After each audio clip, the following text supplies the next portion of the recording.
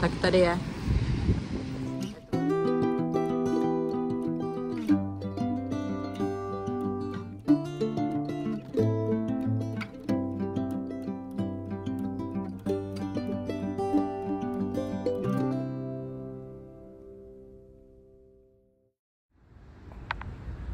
Jdeme hledat opuštěnou loď. Aha, ale co tady roste u silnice?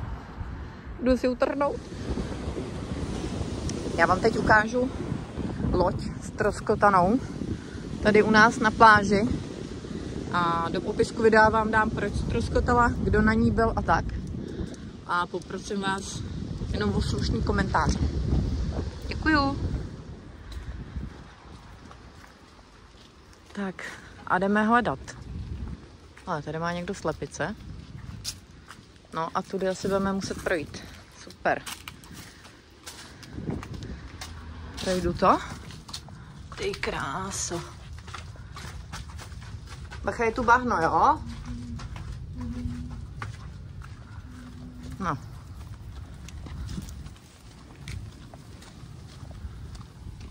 No, kudy tudy do Bavorova? Tudy na pole? A nebo rovně s Meťákem. Počkejte, já se podívám, kudy to vede tady.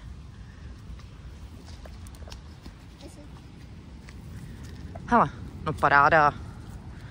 Tady to půjde.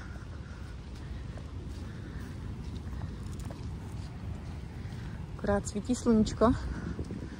A já nevím, jestli to bude vidět.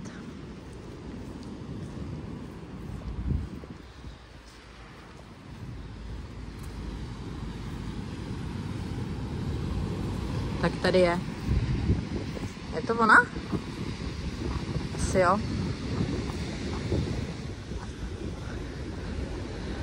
Tak na tomhle se dá dojet z Afriky až do Evropy.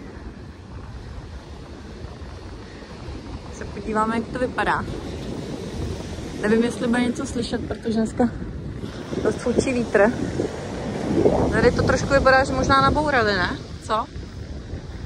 Teda nejsem odborník, ale je tu děura. Tady je nějaký okýnko, já tam neuvidím, protože je to vysoko, ale zkusím tam strčit telefon a vy mi pak řeknete, co je vevnitř, jo?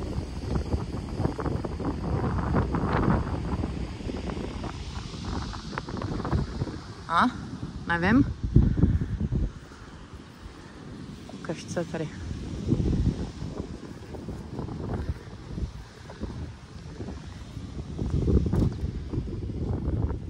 Tam je nějaký kuchyň. Pustý. Počkej, ještě kouknem tady.